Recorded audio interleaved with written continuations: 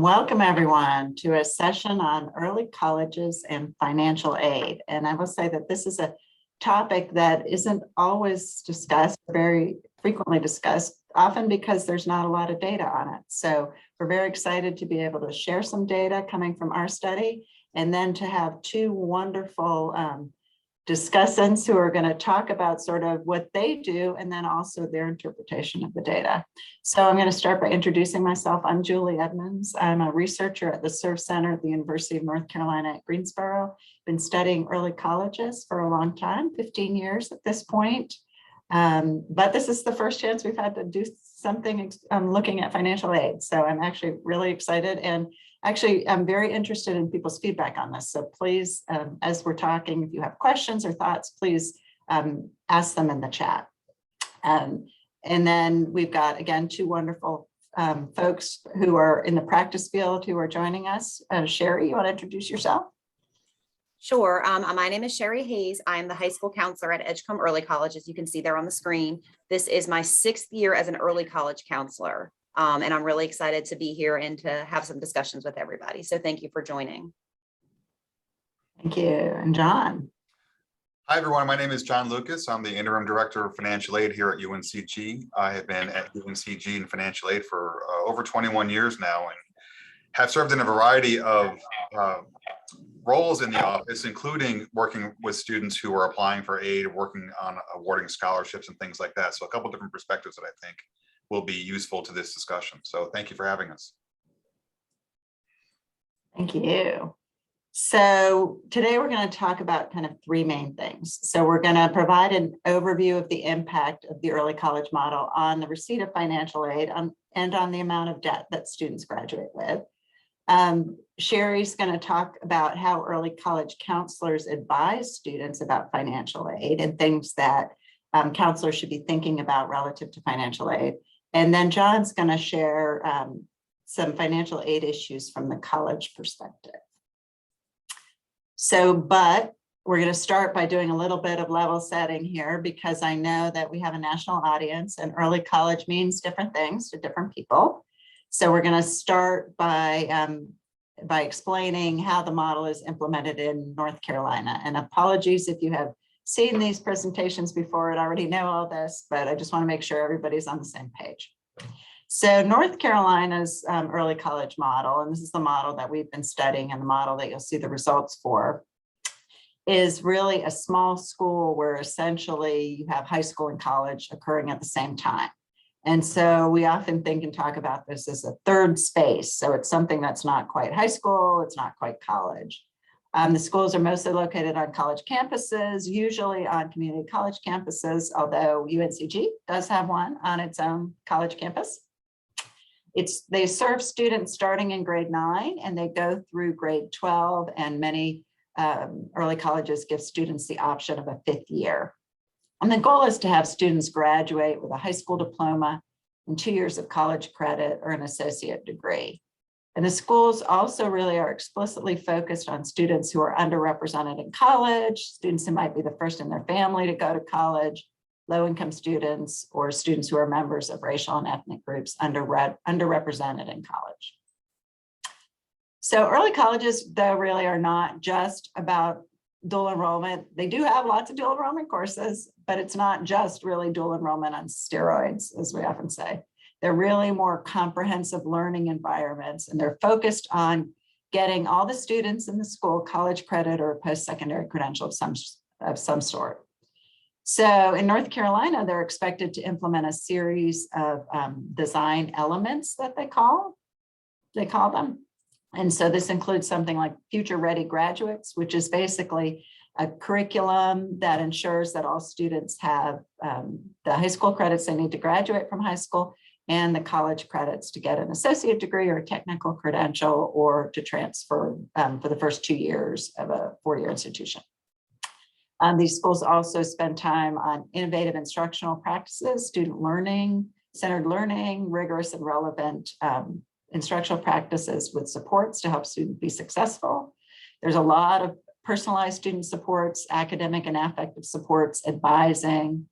They also re-envision what the adult experience in the school should look like. So there's an effort to create really a common vision and collaborative leadership in the school. There's ongoing professional development. The schools are also physically structured with innovative design and operations. So they're small size. They are usually smaller than about 400 students. Again, there's that location on the college campus, which helps make students really feel like they're a college student. And they spend a lot of time with flexible use of time and scheduling, and they're always playing around with their schedules, trying to design things that work most effectively for students. And then the final component is that collaborative partnership, which is really the partnership between the college and the high school, and that's absolutely critical for the success of the program. So how could this early college impact students' debt and financial aid? What are the mechanisms by which this program might be working? And so what we see is three sort of primary mechanisms. So for example, it is possible that that students in the early college, because it's smaller and they have really an emphasis on intentional advising, that they might be getting better advising in the early college. And as a result of that, early college students might be more likely to complete the FAFSA, and they might then be able to be more likely to get financial aid. So that's a possible mechanism by which you might influence the amount of debt that students have. There's also really the idea that students get more college credit, and that allows them to finish college more quickly. So that's kind of the straight up, you're saving money because you're not spending as much money in a college on college courses. Then there's also this idea that maybe students have a better sense of what they want to do after they've been in early college. So they've been exposed to more things. They might have a better handle on what they want to do, and they might be more focused and finish college more quickly. So these are some mechanisms by which the early college might be influencing debt. And we will say that in some of our other presentations, we've shared results that the early college students do finish college more quickly. They finish an associate degree usually about 2 years more quickly, and a four-year degree usually about 6 months more quickly. So they are getting more quickly.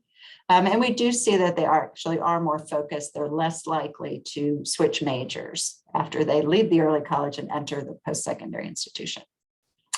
So I'm going to talk briefly about our study, and we've been doing this since 2006, and I just want to give you a brief overview of it so that when I share you some of the findings, you're going to know who are the groups that we're comparing with each other. So the study is a longitudinal experimental study. It's been funded by the U.S. Department of Education and additional support from Arnold Ventures. The study design compares students who were accepted through a lottery process with students who went through the same lottery process but weren't accepted, and I'll explain more about that in a second. And we've been following these students in real time, so we're looking at a whole host of outcomes, and the outcomes that I'm going to share today are the ones that occur after the student left the early college, and they're related to financial aid and debt. Lots of other outcomes we've looked at, so feel free to contact me if you'd like to talk about any of those other outcomes. So our study uses an experimental design, which is often considered in some ways the gold standard of impact research. So if you're looking at the impact of a program, it's a great way to determine the impact. So schools that worked with us had to agree to use a lottery to select their students. The schools applied to the school, and they went through whatever screening process the schools had. Once there was an eligible list of students, and there was a lottery in which students were randomly selected to attend or not attend. So the treatment group in our study are the students who applied, went through the lottery, and got in. And the control group in our study is the students who applied went through the lottery, and did not get in. And so essentially these two groups, so our treatment group and our control group, had the same background characteristics and the same motivation. So when you're looking at results at some of the differences, oftentimes people want to say, well, maybe it's because early college students are more motivated, or maybe they have more backgrounds, or different backgrounds, or maybe because it targets underrepresented groups, they're more likely to be economically disadvantaged. That's not the case in our study here. So in this case, both groups have the same background characteristics. We do want to say that for the financial aid and debt outcomes, we did have to restrict our sample to only students who were enrolled in post-secondary education. So we had to do some additional matching to make that happen. And we were able to link data from multiple sources. And so we start with data from the North Carolina Department of Public Instruction. And then in this case, we're linking our data to our current data to data from the UNC system around financial aid. So the results that you're going to see are restricted to students who are only enrolled in the UNC system. So they could be in any one of the constituent institutions of the University of North Carolina system. So what do we find? If you have any questions, feel free to put them in the chat. And I'll try to answer them as we continue. But so again, as I mentioned, we really only recently started looking at financial aid. So you all are one of the first groups to see our results here.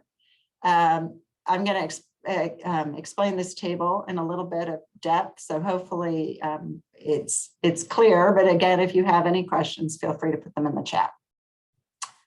And I will make sure that I've got the chat there over there so I can see it. All right, so the outcome is in that first column. So these are the outcomes that we looked at, and we looked at some other ones too in a minute. And then the first column is early college. Remember, these are students who applied to the early college, went through the lottery process, and got in and are enrolled in UNC system. The control group is students who applied to the early college, went through the lottery, did not get into the early college, but are still enrolled in the UNC system. And so what we looked at for the outcomes is we looked at whether they received grants and loans, and then whether those grants or loans were need-based or non-need-based.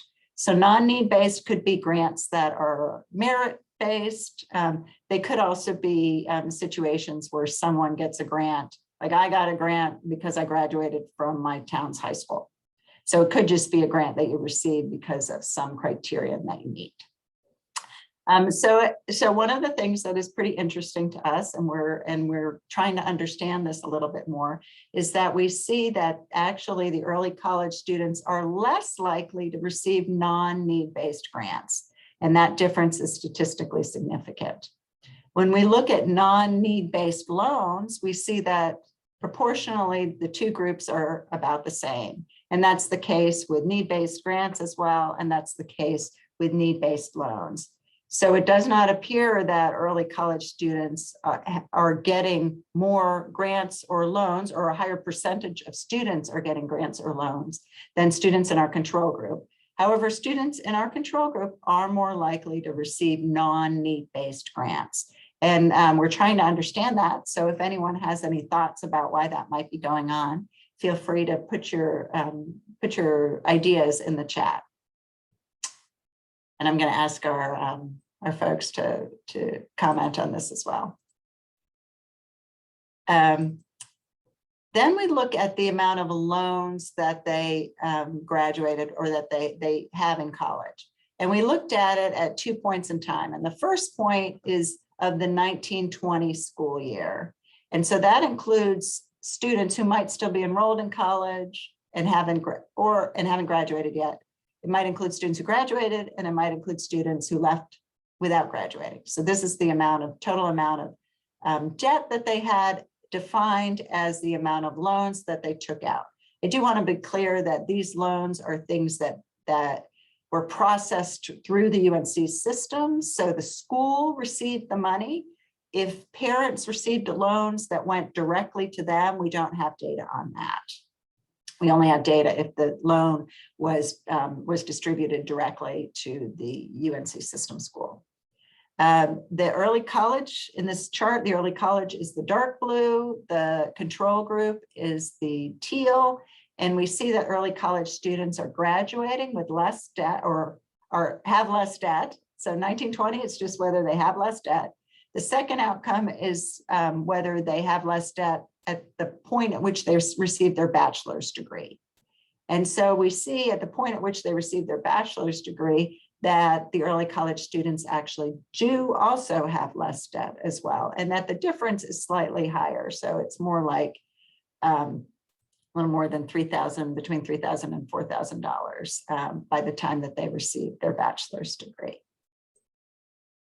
So I'm going to pause here and I'm going to ask our two practitioners to comment on this, and then I'm going to ask them to start moving into a discussion of financial aid from their perspective. So, Sheri. What I was going to say, when we looked at the bar graph that you just shared, Julie, and it showed upon receipt of their bachelor's degree that the early college students had about $3,000 less in debt. In my mind, that matches up perfectly with the data you shared earlier about early college students finishing their bachelor's degree about a semester early. You said, I believe, about 6 months early. And when I think about like the cost of attendance, that kind of matches up with them, finishing a semester early. So that's something that definitely stuck out to me. One thing that really surprised me, just based on working with my students, is that the early college students received less non-need-based financial aid. So I thought that that was interesting. I've never been able to look at the data as far as how much my students have gotten in need-based aid, like Pell Grants and things like that, only the non-need-based. So I thought that was very interesting. And I really would love to know why, it matches up like that in y'all's study. Yeah, thank you. John, any of your thoughts about this? Yeah, a couple of things. Looking at this current slide, when I met with Julie the first time, I wasn't sure why either, because I would have expected, especially given the other items where the control group and the early college group are fairly close together, the fact that this one is such a large difference really is a bit mystifying. In terms of one possible reason for this, depending on the school and depending on the students, some students who have, like at UNCG, if a student does graduate early college with an associate's degree, they do have the choice to apply as a transfer or a new student, a new freshman. And at UNCG, the majority of our merit-based or non-need-based financial aid goes to the freshmen, not to transfer. So at least at our institution, one possible example to explain this number would be if a student were to choose to come in as a transfer, they wouldn't really benefit financially in terms of the financial aid awarding. That does happen. That would be a possible example. I don't know offhand about the other system schools, how they behave. I imagine it's somewhat similar. We are independent, but we're also so alike. We do a lot of things similar to each other. And I think the question about the loans, the bar graph with the loans, that did make sense for, as Sheri said, primarily because they're coming in with so much credit, they should be graduating at least a little bit earlier. Less time at the university means less student loans, hopefully. Another case is sometimes as a student is getting closer to graduation, they may not need as many courses and they're taking less courses at the very end. They may not be enrolled full-time. A lower cost of tuition might mean less loan borrowing. Also, sometimes students become more ingrained in the community, whether it's on campus or off campus in terms of employment, and students maybe have better paying jobs or are working enough to offset some of the costs of education and can borrow less. Whereas when they first start off as freshmen, they're new to the area, they're new to the campus, they don't have jobs set up. They sometimes need the help of the loan earlier on more than they need it later. That's just anecdotal in terms of looking at student records and seeing students, but that could explain that a little bit. But I do think that Sheri is right, that primarily it's because of the amount of student credits that they're coming in with. Yeah, absolutely. So Sheri, tell us a little bit about what you do as a counselor in terms of the kinds of advising that you give your students. Sure, I would love to. So I'm gonna, Julie has given me the power to share some slides with y'all. So if you just give me a moment, please. So before I tell you about how I work with my students, I want to tell you a little bit about my students in my school. So my school, as I said earlier, is Edgecombe Early College High School. We're located in a small little town called Tarboro, North Carolina, which is about 20 minutes off of I-95 in Eastern North Carolina. Our school right now, as of yesterday, has 197 students, and we have grades 9 through 13. So we require that our students make a 5-year commitment to our high school to allow them to benefit from all of the programs that we have here.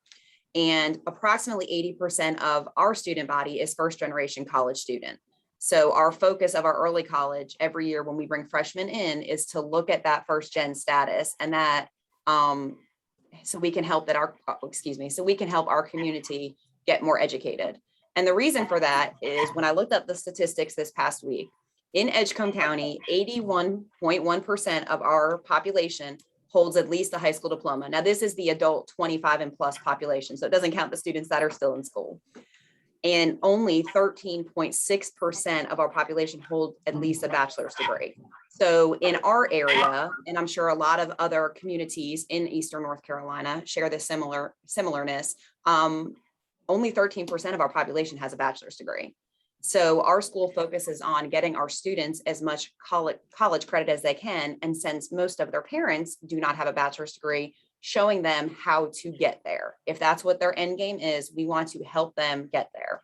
And one of the benefits of an early college, as Julie said earlier, is that we're smaller. So we have about 40 students per grade level, which allows me and other staff members to work one-on-one with families when it comes to planning for after graduation. I think one thing that I want to share about our county as well is that we're in a tier 1 county. And what that means in North Carolina, they rank the counties based on like economics, unemployment rate, household incomes. The tier 1 counties are listed as the 40 most distressed of the 100 North Carolina counties. So I put a little map up here because I know there's people that are visiting us nationally and from other parts of the state. So Tarboro is located right where this star is. And if you notice, everybody around us, aside from Pitt County, is also an economically distressed county. So our students have need, which is one reason I was surprised at, some of the data that Julie shared earlier. So a question I get a lot is, how do you guide your students, when they're applying to colleges and through the financial aid process? Particularly 80% of our students' parents do not know anything about the financial aid process. So it seems like a daunting task. I know when I was in graduate school, I made my husband do all my FAFSA stuff because to me, it was just overwhelming. And, we certainly do not want our families to be overwhelmed if we're trying to get them to Mr. Lucas over there at UNCG. So we want to help them as much as we can. So the first thing that I try to do with my students really early in the semester is share a timeline like this. This is the one I created for this year. It may vary a little bit from year to year. I teach a seminar class that all super seniors, which is grade 13, are required to attend. And one of the focuses in the fall is applying for colleges and for the financial aid process. So I give them a hard copy of this and they can literally check off things as they've done it. So if you notice in October there, I have that they need to complete the FAFSA. One of, I think, our key events that we have is a financial aid night, which is always happening right before FAFSA opens. And we have a representative come and speak to families and answer questions and give a lot of information to those first-gen families. And I also set a deadline for them to complete the FAFSA. And I think this year I have it as November 8th, because the earlier they complete the FAFSA, the earlier they can get the whole process rolling so that when they're admitted, the earlier they can get their financial aid award letter and figure out what school they can afford and how many scholarships they need, how many loans they need to take out. Because I don't know about anyone else, but my students, including and myself, we don't have $20,000 to spend on college. So we need that financial aid piece to determine which school we can go to and if we can go to school at all. So that's something that really concerns my students. So I try to break it down for them as much as I can. Those of y'all joining us from North Carolina, actually those of y'all joining us from anywhere, FAFSA is that key thing that they have to complete to get the financial aid piece rolling, because most scholarship programs will not award a scholarship unless they know what the EFC is, what the estimated family contribution is of the student. Usually they ask in a scholarship application for some of the information our students get from FAFSA. So those of y'all joining us from North Carolina, we have this amazing tool called Finish the FAFSA, this dashboard right here. And this is a screenshot from my last year's graduating class. So usually there's one person, maybe more than one at each high school that has access to this through their CFNC Professional Center account. In my school, it's the counselor. Some schools, maybe they don't have a full-time counselor, but either way, you can see the name of each student in your graduating class. You can see if they've completed or not submitted their FAFSA. You can see if it's been signed. You can see if they're flagged for verification, which always gets our students. That's always the ball that they drop, when they're applying for financial aid. And then you can also see if there was some sort of error so that you can help those families with those verification verification paperwork or with any of the errors. I'm not sure if any other states have something similar. I hope that they do, because this tool right here is instrumental in working with my students every year on that financial aid piece. Another thing that I create for my students is it's a newsletter, and I can share the link in the chat with you all in just a moment. But what this is, and actually I'll just show you. Let's see if I can share another screen with you. I'm so sorry. I wasn't prepared. I'm so sorry. Okay, so it's really a Smore newsletter. I don't know if any of you guys work with Smore, but I love Smore. And what I try to do is I try to include, in a chronological order, the key pieces of the financial aid application and process for our students. I also include some links to some resources they can use that maybe they can print for some of our families, you know, that like videos. On the bottom here, I have videos. So how to create your FSA ID and how to do the FAFSA and looking at financial aid award letters. And I even have, I'm sorry, I'm scrolling so fast. I even have some like infographics here that families can look at. You know, all of us are different learners. So I know all of our families are different learners. So I try to include these resources that I share with parents and students. So if they get stuck, they have someone to turn to and they don't feel so alone. That sounds kind of corny, but you know, I don't want them to feel so alone. Let me try this other screen again. I'm not great at online presentations. Okay, so another key piece, this is the part that Julie talked about as non-need-based. And some of the things that I have with my students is I have a live binder that I share local scholarships. Edgecombe County and our region of North Carolina has a really strong local scholarship program.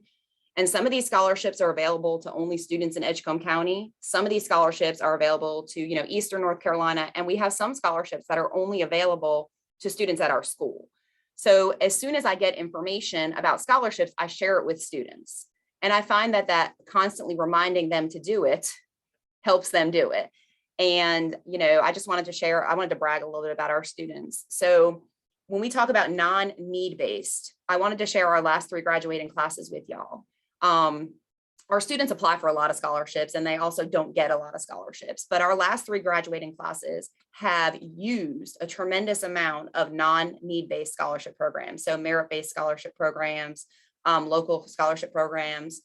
As I said earlier, I don't have any data on the need-based awards that our students have gotten, but I find that working one-on-one with the students, giving them an abundance of resources, and just following up with them is really the key to get them through that financial aid process. Does anybody have any questions for me? I know I talked a lot. Lisa asked if I would share the Smore site. I will absolutely type it in here as soon as I'm finished speaking so everybody can have access to it. Be aware that some of it is personal to our school, but you're welcome to copy and paste anything that you want and make your own Smore. I share it with both students and parents. You know, in some families, our students are the drivers when it comes to the college application process. And in some families, our parents are. It really just depends on the dynamic of the family.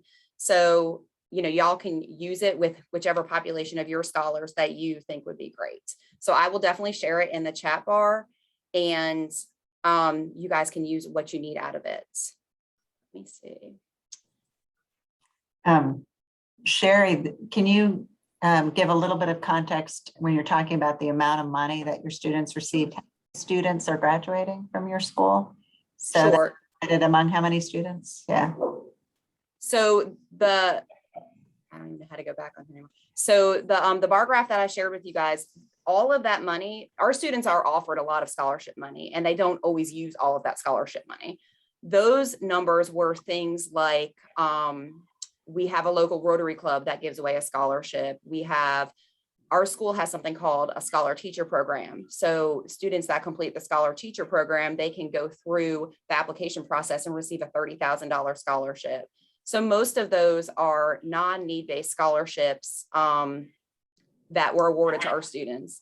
And when you look at those numbers, just remember, we only have about 40 students per graduating class. So those numbers are based on, you know, about 40 students. So if you mathematically, I guess, could divide it by 40, that's about the amount of scholarship dollars offered to each of our students when they graduate. Right. And then it looks like, Sheri, there's a question there. Do you have workshops or just one-on-one counseling to complete scholarship applications? Right. So my students usually use me as needed. A lot of times if I find a scholarship that matches up perfectly with one of my students, I approach them. So a lot of times students will come into my office and they'll sit at the table and they will work on a scholarship application so that they can ask me questions as they come across something. I mean, I get a lot of emails with screenshots, like, what do I do here? I get a lot of emails like, is this a legit scholarship or is this program legit? And I think really it just goes back to like the students know they can trust me and we have relationships. And in most early colleges, that's going to be the case because none of us have like a 800 student caseload. We know them, we know about them. So we know how to kind of guide them through that. I don't have like official one-on-one appointments with them unless they request it, with the exception of we do like a super senior conference in December to check like on their progress with everything. But usually they come to me as an needed basis. Okay, thank you. So John, tell us from your perspective, what are some things that early college students need to be thinking about, counselors, advisors need to be thinking about relative to financial aid? Right. So I think that one of the things that in Sheri's presentation, which is so important, is there are a lot of steps to take, and they're not necessarily by themselves very cumbersome or difficult, but if you're trying to do them all at one time at the last minute, they can be very overwhelming.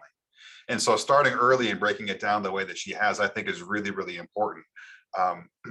I just did a presentation at a high school this week about similarly to this, about filing a FAFSA and what are some common errors and tips to be successful and things like that. And one of the first things that we do and talk about is that FSA ID. So students and parents need a federal student aid ID to sign the FAFSA, and getting that prepared even before the FAFSA opens in October is really great. It's one step, get it out of the way, make sure that it's all set. And then when people go to do the FAFSA, they don't have to worry about also trying to navigate getting an ID or waiting for confirmation and having it be active and things like that.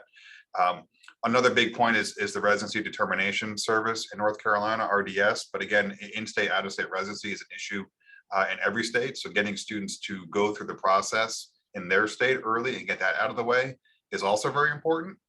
The discussion about the scholarships, especially the local scholarships, I think is really critical to highlight these two factors, which is one, getting them started early is really critical because they can take a long time to complete, especially local scholarships, which often have multiple essays.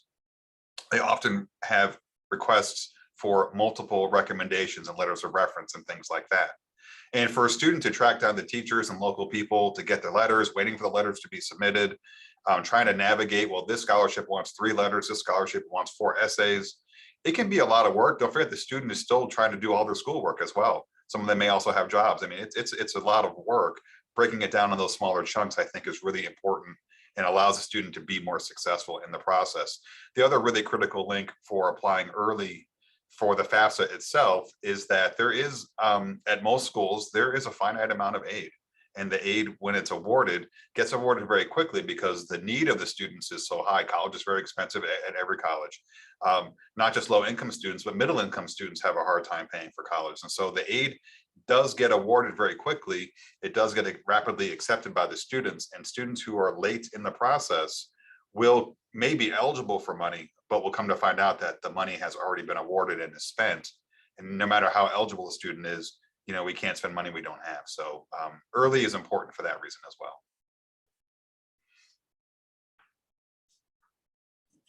Good. Now, John, I think you had made a point earlier about transfer. So early college students are coming in, they've got a lot of credits, right? Some of them have an associate degree, some of them are 2 years.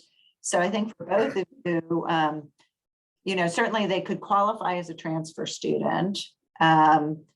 They've been currently, I think most people are being advised to enter in as freshmen. What's your perspective on there? What's your guidance around that particular issue?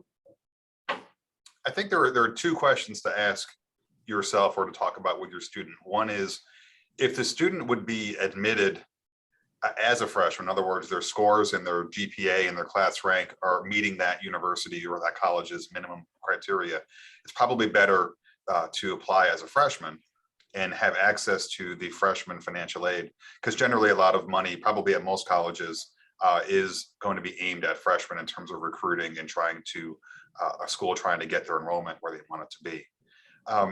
However, if a student maybe is is right at the minimum threshold, or maybe even a tiny bit below it, it's possible that applying as a transfer student would be better in terms of how the application is evaluated and what are the requirements for the admissions office to consider when admitting a student, because there are UNC system and state guidelines that we all have to follow.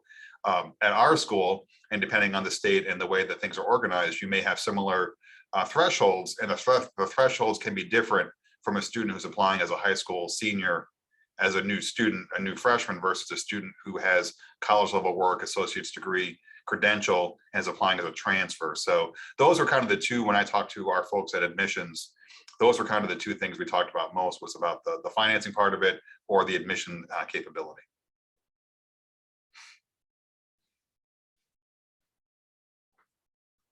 Sheri, did you have any thoughts about that?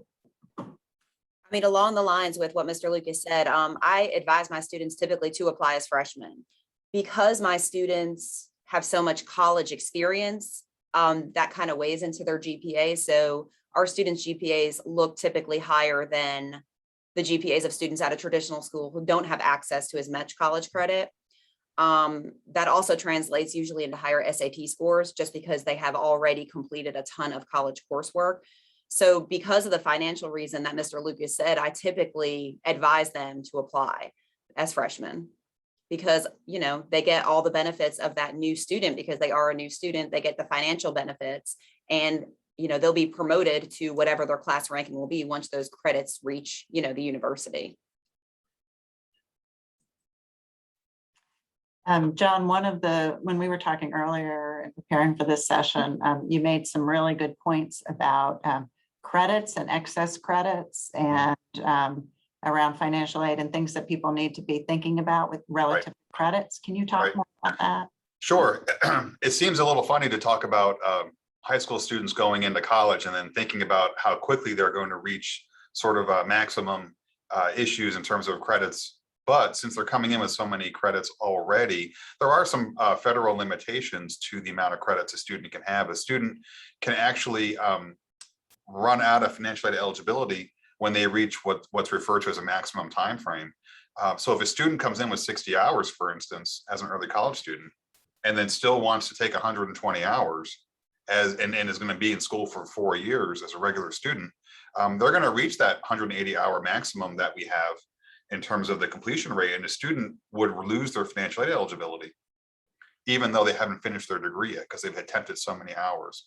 Another issue also is with the hours is in terms of what's called a PACE component for remaining eligible for financial aid. Students have to maintain a positive pace of enrollment to make sure that they are going to graduate. The main issue for the government, and having a policy like this is also a GPA requirement, is to make sure that students are not borrowing a lot of money and then not completing their degree. The issue that I try to explain to students and parents is that if you have to borrow student loan money and you're able to graduate with a degree and you can get a good paying job, then you can pay that loan off. But the students who have borrowed money but haven't completed their degree, that loan debt is a really big burden. There's kind of a common way of talking about student loans, and people say you don't have to pay that loan back until you graduate. That's not entirely accurate, because you have to pay the loan back when you leave school, whether you've graduated or not. For most people, of course, it is when they graduate, and that's a great story. But it is important to recognize that borrowing money comes with some factors that are important to remember, which is you do have to pay it back over time. The 10-year repayment of a student loan does mean students do pay quite a bit of interest in the end. And the interest rate, thankfully, is low, but you know it's there. The less a student borrows, the better. So if you think about a student being in school for 3 or 4 or 5 years, if one of those years it has worked out that they either saved enough money from working to pay the bill, if they were able to get some scholarships and grants that helps them borrow less or not at all, even if it's only for 1 year, that means that student has borrowed less than the student who had to borrow all 4 years. And that lower payment will make it easier to pay off. That lower total balance means they'll pay less over time. So those are some clear advantages. But coming in with a lot of credit sounds great And if a student were to graduate, say in 2 or 2.5 years, you think, wow, they did a really good job of accelerating towards a degree, as well as not having to spend as much time in college and paying those tuition and fees and the expenses of living while going to school. That's a really positive thing, but it does limit a little bit, not a ton, but a little bit of their ability to sort of explore and transfer from major to major as they try to find what they want to do. It's helpful to hear Julie say, though, that the data has shown they don't change their major as often. So the good news is they are having that exploration while they're in early college. They are having an experience where they kind of know what they want, and therefore their path to a degree is more clear. I work with a lot of students who are at those limits, who have changed their major a number of times, who have churned away in a major trying to get through gateway courses. They don't really know what they want to do. And the whole time that they're in school, they're spending money on school and they're using up eligibility, which is unfortunate. And when a student finds their way kind of late in the game, they may not have a lot of financial aid left with which to apply towards those remaining credits. So it's a bit of a balancing act. Yeah, so those credits are definitely work to your advantage as long as you actually use them and apply them towards your major and use that to shorten the amount of time that you're in school. Yeah, no, I think that's a great point. John, you had also made a point about what happens if a student tries to retake a course that they took in high school. So if they take a college level course in high school and then like calculus and say, oh, I forgot what I learned and I want to retake calculus in college. Will you talk about that? I thought that was really useful information. So I'm going to talk about it a little bit specifically about UNCG just as an example, but there is a federal regulation that says that students who pass a course cannot receive financial aid for it if they take the course again. They do get one retake in the federal regulations, but at UNCG specifically, our own academic policy does make it a little bit more restrictive, because our policy says if you pass a course and you take it again, you don't get credit for it. If you don't get credit for a course, we're not allowed to award financial aid for that course. So our academic policy makes it a little bit more strict, but at a school like ours, a student brings in calculus, they get the transfer credit for it, and they want to take it again for the positive reason that Julie suggested of perhaps they took it maybe as a junior in high school and it's been a year, they want to refresh their memory and they want to be prepared to be successful for calculus 2. We would not be able to award them financial aid for that course. And that could lessen the amount of, say, a Pell Grant they get or things like that, because that is based on their enrollment. So it is important for you to talk to your students about if they are transferring credit to the school to find out what the school's policy is and whether or not they can get financial aid for that course if they take it again. And the other question is, do they really need to take it again? There may be the student may be downplaying or underselling their ability and thinking I should take it again. College will be much harder. But the reality is there's so many available resources on campus, at every campus: tutoring, supplemental instruction, graduate assistants, professors' office hours, math centers, things like that, that perhaps while the course may be difficult for them, the answer isn't to retake a prior course, it's just to use the available academic resources that are on campus to succeed. Because students that do take advantage of those resources, the data will show on probably every college campus that those students do achieve higher GPAs and better outcomes in the courses than the students who don't use any of those resources. Thanks. So, John, we have a question for you in the chat from Michael Elder about whether the same policy applied to a student who received college transfer credit for getting an AP, a 4 or 5 on their AP exam. Yeah, so the key way to think about it is if the school that they're attending accepts that credit, the AP credit, and says that that counts for English 101 or History 101 or whatever the course equivalency is, they can't take that course again. Now, I have seen some students who haven't been clear about what they got credit for. They didn't know, and they unintentionally did register for a course that they already took, just because the course numbers are different, or they may not recognize that the course they took in high school is matching to a course at the school they've applied to. So it is important that they do work with their academic advisors at the college. It is important that they're clear on what they're getting credit for. This is also an example of the issue of timing. We talked about timing in terms of applying for financial aid, applying for scholarships. At the same time, getting transcripts from the high school uploaded to the college so they can assess the transfer credit early is really important. So students have more time to decide what they need to take, especially because the other end of that is, what if they don't get credit for a course they think they will? Then they need to know that they do need to sign up for a course, which sounds similar to what they already took, but maybe the college did not give them credit for it, or the college curriculum is so different from the high school curriculum that it looks like a similar topic, but it'll be covered differently. And so the college is saying, we're not going to count what you took as well as what we are offering. And that could be a required course in that major, for instance. So yeah, so it is a little bit of, Julie talked about it being like a third space, which means it kind of exists in both areas, which means some things are not just quite as crystal clear as it might be, but being involved in the process early, applying for admission early, submitting transcripts early, submitting financial aid requests early, gives the student and the parents way more time to think about and navigate if there are some questions, or if there is a surprise about what did or didn't count, plenty of time to decide how to react to that and make a new decision about what course to take or things like that. Thank you. So we're down to our last 5 minutes here. I don't see any other questions in the chat, but does anyone have any questions? If you'd like to, you can certainly raise your hand and unmute yourself, and we'll call on you and unmute yourself. But anyone have any questions for our fount of expertise here, both of them? We've got the college, four-year college perspective and the early college counselor perspective. Any other questions?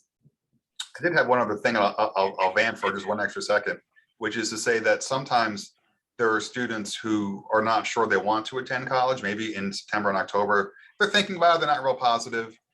My advice is to make sure that they are applying for college, they are applying for the FAFSA and all that. They decide in April and May they don't want to go to school, then no harm done. If they don't apply early, then decide in April and May that yes, they do want to go to college. They can still apply for admission and get admitted. They can still do a FAFSA and get federal financial aid, but likely some of that other aid is already gone, and that would be a detriment to them. So my advice is, if a student has any chance of going to college, you should have them apply early, and they can make their decision later about not attending. The other way around makes it a little bit harder. That's really funny, because that's exactly what I tell my students. Like, I require them to complete the FAFSA, and I require them to apply to colleges, because I've had a number of students that have said, I'm going into the Marines, or I'm going to go into the workforce. And then it comes to be March and it comes to be April, and they're like, no, I really want to be an English teacher. And then if they hadn't completed FAFSA or they hadn't received any college acceptances, then they have no options almost. So I'm glad that that is the same advice that is coming from the university side as well. So I do not see any questions in the chat, but for each one of you then, just concluding, what would be your biggest tip for either if parents, early college students, or counselors or advisors, whoever you'd like to give a tip to? Same thing that I've been saying all along, which is I think just applying early, which is really critical. It gives you time to react to any kinds of missing information or requests for additional information. I think one thing that I try to make sure people understand is the FAFSA is not difficult to complete. The FAFSA is not a hard form to fill out. That's the sort of scuttlebutt in the media. That's the social media buzz of it's so hard to fill out. It's really not. And here's how I like to tell people about it. One, a third of the information mostly is the student and parent demographic information. What is their name, their address, dates of birth, things like that. That's all stuff they already know. If you're able to use the IRS data retrieval tool, which is a feature in the FAFSA that allows the student or the parent to transfer their tax data from the IRS into the FAFSA, if that works for them and they're able to do that, that's all done for them. They don't have to even know what the information is. It transfers automatically for it. And then some of the other pieces of it are, what schools are you applying to? Where should we send your FAFSA? You have to tell us those schools, much like the SAT or ACT. Those are things they know too. They know where they want to go to school. So a lot of it actually is pretty simple. It's just that the media makes it out to be so hard. All the articles about how difficult it is, and that's why people don't do it. It's just a little bit of grit and persistence to just work through the form. The other part about it is there is help text with all the questions. So if the question itself initially isn't clear, then they should select the box that gives them more detail on the question. And that's usually enough to do it. We, of course, have sessions on our campus for our current students, as well as people in the community. We go to the high schools. I go to high schools every year into computer labs, and I'm there to answer questions for people while they do it. So they take advantage of those types of opportunities as well. It shouldn't be a fearful thing. They should just be one more step on Sheri's checklist to accomplish, and then move on to the next thing. And I give similar advice, but in addition, I would just like to tell my students, and for you to tell your students, don't not ask for help. I think that particularly my early college students are, most of them are adults chronologically anyhow, and they think they can do it on their own. And when they get stuck, they're scared to reach out for help. Same with the parents that kind of feel overwhelmed about it. You know, don't suffer, reach out for help, because there are a ton of resources at your school and your community that will help you get through that obstacle that you're trying to get over. Right. The hardest part is when they're juggling 3 or 4 or 5 schools early in the process, all of their various forms and deadlines and dates and things like that. But especially once they get down to the school that they've chosen that they really want to go to, then the student and the parents can focus on that school, focus on their deadlines and their processes and their forms. It's a little bit easier at that point. But at that point, then, you know, Sheri's a resource at the school level. We would be a resource if they're coming to our school to do that as well. So there's help on both sides of the fence, so they don't have to do it alone. Thank you. Thank you both very much. It was great. Like I said, this is a new territory for all of us. And so I've been delighted to learn a lot from both Sheri and John. And I'm sure if people want to reach out to you, that you all will, Of course. continue to be resources for them. Absolutely. Absolutely. Thanks all for joining. We appreciate it. And enjoy the rest of the conference. Bye, y'all. Take care, Happy everyone. fall.